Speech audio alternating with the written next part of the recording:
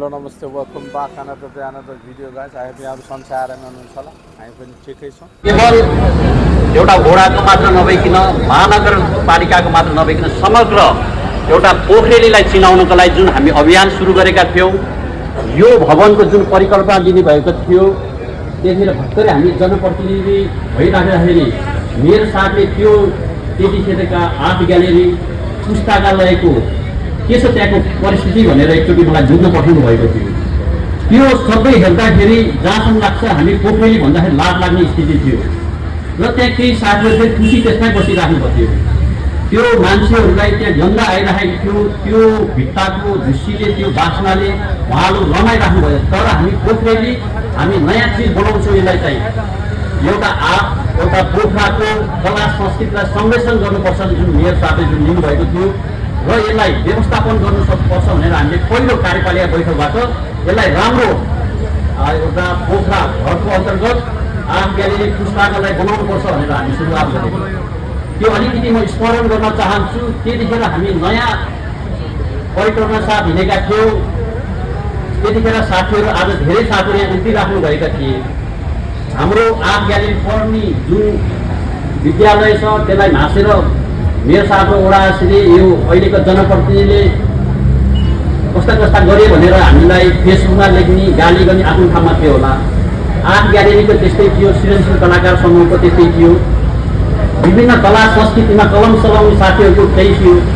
तर आज खुसी लाग्छ ती कलम चलाउने साथीहरू, ती आर्ट ग्यालेरी, ती पुस्तकालय आज तपाईँलाई सुसम्पन्न भएको भएर हामी सम्पन्न तपाईँलाई दिँदैछौँ। हामी चाहिँ तपाईलाई त्यो ठाउँबाट एउटा स्वर्ग ठाउँमा दिँदैछौँ। आज त्यो बनाउने सिलसिलामा तपाईँले जुन गाली गलोच हामीलाई हेर्ने दृष्टिकोणले आज हामीलाई काम गर्ने प्रेरणा मिलेको छ। हामीले फेरि तपाईँलाई कुनै कोठा मात्र दिएको होइन, तपाईँलाई सम्पूर्ण चिजहरू आर्ट ग्यालेरी कस्तो हुन्छ, पुस्तकालय कस्तो हुन्छ र पोखरा प्रतिष्ठानमा कसरी समिति बस्नुपर्छ भने तपाईँलाई सिकाउँदैछौँ। एउटा कलम चलाएर महानगरपालिकालाई दोष लगाउन सजिलो छ। अब तपाईँलाई सबै चिज दिएका छौँ। अब तपाईँको हातमा छ। अब चाहिँ यो पोखराको कला संस्कृति बचाउने जिम्मा तपाईँको छ। केवल तपाईँलाई घर मात्र दिएको छैनौँ, तपाईँलाई साधन स्रोत सबै चिज दिएका छौँ। अब पोखरालाई कसरी तपाईँले कला संस्कृति र राजधानी बनाउने जुन हामीले अभिलाषा लिएका छौँ त्यो अब तपाईँले पुरा गर्नुपर्छ। जुन हाम्रो उद्देश्यको थियो तपाईँलाई कुनै झुक्रोमा हामीले राखेका छैनौँ, कुनै साधन स्रोत कमीमा राखेको छैनौँ, तपाईँलाई सबै सम्पन्न भएको चिज दिएका छौँ।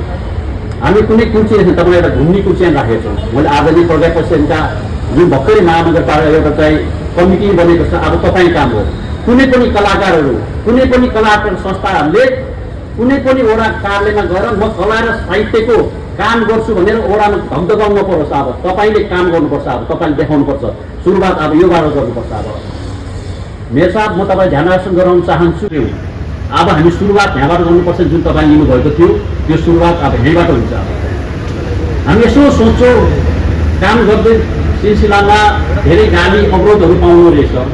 अनि कहिले यसो सोच्छौँ, अनि कहिले कहिले मेयर साहबलाई देखेर रिस उठ्छ, उमेर साहबलाई देखेर हामी चल्छ देखेर हामी कसको लागि काम गर्छ। आज यो पोखरा घर बनाउँदैछौँ, यो मेयर साहबको घर हो कि वडासीको घर हो कि कुनै जनप्रतिनिधि घर हो, आज हामी पोखराको घर बनाउँदैछ।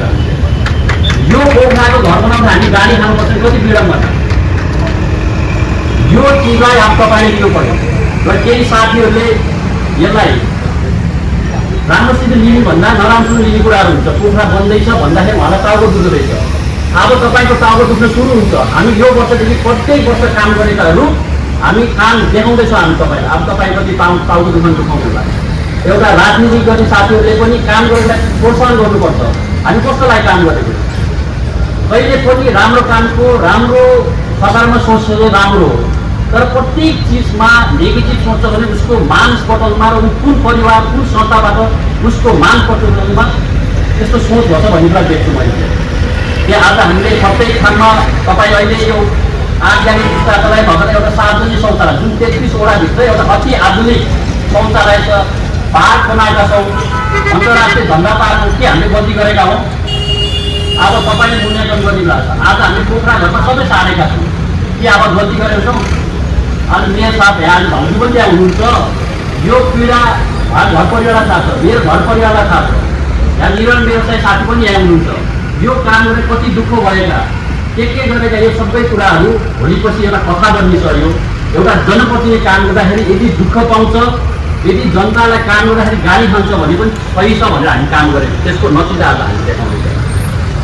र यो जुन परिक्रमा गरेका छौँ, यो मानव वडावासी नगरवासीलाई सेवा दिने हो। यो सेवाको नाममा कसैले व्यापार गर्छ भने त्यो खबरदार हो। यो जुन जग्गा धनीहरूले दिनुभएको छ पोखरालाई, त्यतिखेर बसपास बन्दै गरेका पोखरा घरमा यो टिकट काउन्टर, त्यसपछि हावाघर, त्यसपछि ट्राफिक कार्यालय गर्दै पोखरा घर बन्यो। र अहिले पनि हामीले विभिन्न क्रियाकलापमा काम गर्दैछौँ। एउटा यो पोखरा घरलाई टिकट काउन्टर पनि बनाउनुपर्छ, त्यतिखेर हाम्रो केही पनि त्यो इन्जिनियर साहबले भनिरहेको थिएन। तर पोखरा घरमा टिकट काउन्टर गर्ने भन्दै कसैले फेरि यो टिकट काउन्टरमा व्यवसाय गर्न पाउँदैन है साथीहरू। कुनै व्यवसायको यो काउन्टर भनेर राख्नु पाउँदैन। यो पत्रिका र जुन यहाँ हिँड्ने जुन यातायातसँग सरकार राख्छ यात्रुहरूलाई टिकटको व्यवस्थापन गर्ने ठाउँ बनाएको, कुनैले व्यापार गर्ने ठाउँ होइन। यो फेरि यो हेक्का हो। फेरि यो न कुनै वडासीको कुनै मेयर साथको भन्ने कुरा आएको छैन। यो हाम्रो पोखरेली जनताको भएको हुनाले त्यहाँ व्यापार गर्न पाउँदैन। यात्रुहरूलाई सुविधा दिने ठाउँ बनाउनु हामी चाहिँ यो म विनोद गर्नुपर्छ। यसमा ध्यान आकर्षण गर्न चाहन्छु मेरो साथ। त्यसै गरी अब हामी जुन तपाईँहरू यो शिलान्यास कार्यक्रममा उपस्थिति भएर हामीलाई सहयोग गर्नुभयो, यो त्यसपछि आज ओपनिङ सेरोमनीमा तपाईँहरू आइदिनु भयो, खुसी लाग्यो। त्यसै गरी हाम्रो एउटा कल्पना छ, बसपा बनाउने परिकल्पना छ, यसको सुरुवात पनि गरेका छौँ। हामी काम गर्ने बेलामा धेरै नै बाधा अवरोध आफ्नो ठाउँमा छ र हामी लक्ष्यमा पुरा गर्नको लागि हामी लक्ष्यमा पुरा गर्न अब केही समय लाग्छ होला। यसमा नै सम्पूर्ण राजनीतिक दलले केवल राजनीति मात्र गर्ने होइन, पोखरा बनाउँछु भन्ने सोचले अगाडि बढाउन विनम्र गर्छु भने हामी स्थानीय सरकारमा बसेकोलाई तपाईँको साथ र सहयोग चाहिन्छ। कसैले हावादारी गफ गर्दैमा बस पार्क बनाउनु कसैले बाधा अवरोध गर्छ भने त्यसमा अब हाम्रो जनप्रतिनिधि त्यसमा आवाज उठाउँछ। हामी पनि यही ठाउँको हामी जनप्रतिनिधि मात्र स्थानीय बासिन्दा भएको हुनाले बस पार्कमाथि कसैले राजनीति गर्छन् त्यसको खबरदार गर्छौँ। हामी चाहिँ उसको पनि परिवार देखेछौँ, उसको पनि घर देखेछौँ, उसले राजनीति गर्ने ठाउँ पनि देखेछौँ। यदि बस पार्कमाथि कसैले विद्युत दृष्टि लाएर बस पार्क बनाउन बाधा अवरोध गर्छ भने हामी जनप्रति मेरो वडा भएको हुनाले यो जिम्मेवारी म पनि लिन्छु। बस पार्क बनियो, मेयर साहब पनि यहीँ हुन्छ, बस पार्क बनाउने क्रियाकलाप कसैले अवरोध पुरा गर्छ भने हामीलाई साथ र सहयोगमा विभिन्न बाधा अवरोध गर्छ भने त्यसको पनि हामी लेखाजोखा राख्छौँ। हामी यहाँ केवल बोल्न र गर्न हामी काम गर्न आएको हुनाले मेयर साहब तपाईँलाई साथी राखेर सम्पूर्ण पोखरेली पत्रकार साथी राखेर यसै साथ तपाईँहरूलाई पनि अब पोखराको बस पार्कमा आजदेखि तपाईँलाई बस पार्कको शिलान्यासको लागि तपाईँलाई चुलो निम्तो दिँदै मेरो भनाइ अन्त गर्छ। धन्यवाद। पक्कै पनि पोखरा घर फाइनली ओपन भयो। सो कला साहित्य संस्कृति होइन जगेर्ना गर्ने एउटा स्थान चाहिँ अब फाइनली ओपन भइरहेको चाहिँ छ आज। सो आज यसको उद्घाटन अध्यक्ष साहबले धेरै राम्रो कुराहरू गर्नु भइरहेको पक्कै पनि भिडियोमा समेटिरहेको पनि छु। यसलाई हामीले संरक्षण गर्नुपर्छ, यसलाई हामीले जगेर्ना गर्नुपर्छ। यो हाम्रो हो, यो पोखरेलीको हो। यति भन्दा यहाँहरूबाट एकदम भिडियो हेरेर सपोर्ट गरिदिइराख्नु भएको छ। थ्याङ्क यू भेरी मच भन्न चाहन्छु। लाइक सेयर कमेन्ट्स गर्न नभुल्नु होला, सब्सक्राइब गर्नु होला पोखरेली लोकल केटोलाई यो आग्रह गर्दै see tomorrow next day new भिडियोको साथमा। टिल देन गुड बाई, जय नेपाल।